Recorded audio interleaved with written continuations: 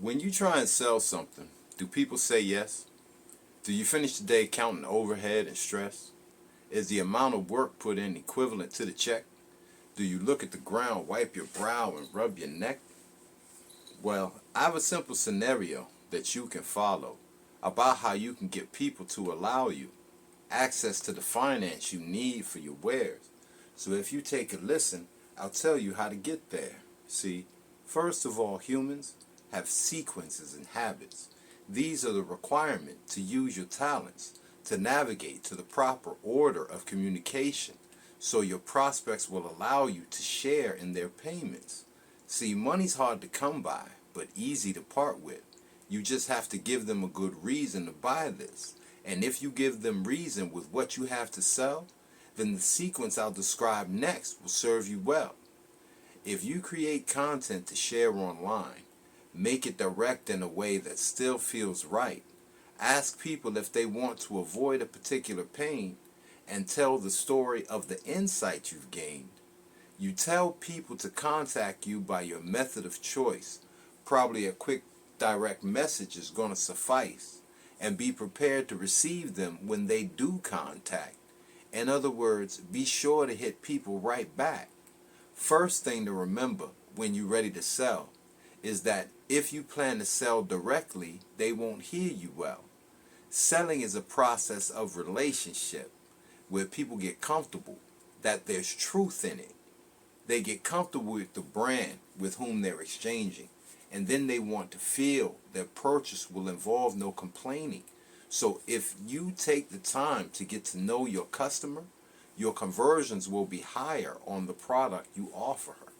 Now, after you've decided that you'll be kind and genuine, your prospecting for gold among people can begin. You can start to introduce yourself with a how do you do and pursue if they have any interest relevant to you. At the same time, you have some chance to present that if they have a problem, you can help with it. But this isn't the time to push or ask for commitment. They're just getting to know you and what you're dealing with. As the conversation progresses and you happen to know that they need help with something, that solution you know, and you can make a lot of sense when you let them know. And the logical consequence is to buy from you because you know. Now, not until this time should you go for the sale. See, people are wary of charlatans. You'll stand out like a whale, and they'll be offended at the insincerity of the tale you tell. Thought you were friendly, but now you can just go to hell. If you close your sale before they're feeling it, you've overstepped the bounds and broken the friendship. And if you're not careful, they'll be calling their kinship, saying, yeah, I talked to him, and then he did this. So after you've established a good rapport, and y'all have spent time talking kids and sports, and your prospect mentions that they read some report on your topic, now is the time to help them, of course. Be helpful, and in the end, just let them know that this is the business that you run at home, and your success story is something they also should be told, and they can see the value of what you have is more than gold.